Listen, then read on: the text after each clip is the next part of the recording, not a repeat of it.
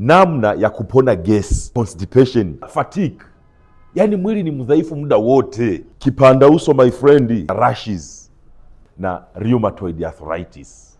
Hii ni autoimmune disorder sasa. Yaani wewe kama unakaa pepo kama mojawapo kati ya hutu ambao nimetaja hapa, unakaponaje sasa?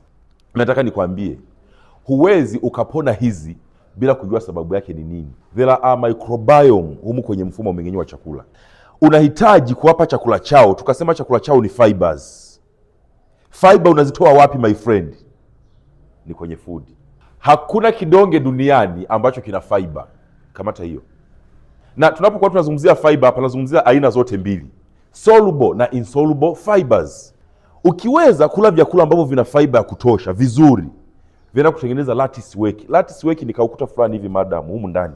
Mle kwenye mfumo mwingine wa chakula hivi kanatengenezeka, kale kaukuta kanatengenezeka. Sasa usipowalisha hao microbiome, nikasema wanakuwa wanashambulia ule ukuta wa tumbo. Ule ukuta wa tumbo ukidhoofika my friend, una liki, unakuwa unavuja. Yaani kama vile nguo ukimiminia maji juu, si yana liki huku chini, si ndivyo? Kwa unapata liki gati. Zile kuta za tumbo zinakuwa zinaanza kupitisha vitu kutoka kwenye mfumo mwingine wa chakula, vina liki kwenda kwenye mfumo wa damu. Sasa hii ndo ambayo inazaa hizi dalili zote ambazo nimezitaja hapa. Sasa unataka kujiponya wewe na haya yote, unafanyaje? Food. Tunataka mwili wako uufeed fiber za kutosha. Fiber unazitoa wapi sasa? Products zote za mimea ukiona zinalika, ujue zile zina fibers. Kwa nini? Michicha yale, sijui mamboga ya majani, yani makolokolo kibao yale, masaladi yote yale yamejaa nini? Yamejaa fibers. Soluble na insoluble.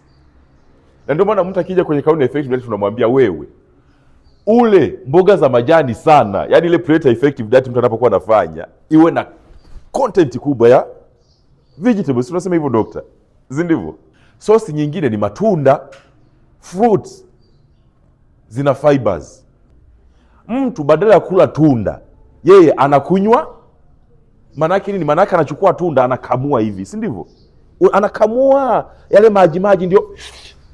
Sikiliza my friend, ukikamua tunda hivi unapata ile juice, si ndivyo? Ile juice yake ina soluble fibers peke yake. Soluble, umesikia? Soluble. Sisi nao tunataka mwili wako upate soluble na insoluble, kwa sababu zote ndo zinashirikiana kutengeneza kale ka lattice work. Sikiliza my friend, hakuna juice au soda au any drink ambayo ina insoluble fibers. Ni mpaka uvile hivyo hivyo. Na sisi tunakushauri kama unakula chungwa au unakula tunda lolote, eat, don't drink. Anza kutafuna matunda kama yalivyo. Unapiga chungwa, unakula tango, tafuna na ile ngozi. Kitu kingine ambacho ni cha kukwepa, to alcohol, no fiber. Na refined carbohydrates ambayo inatumika sana kwenye products za viwandani sana na products za masokoni, no fiber.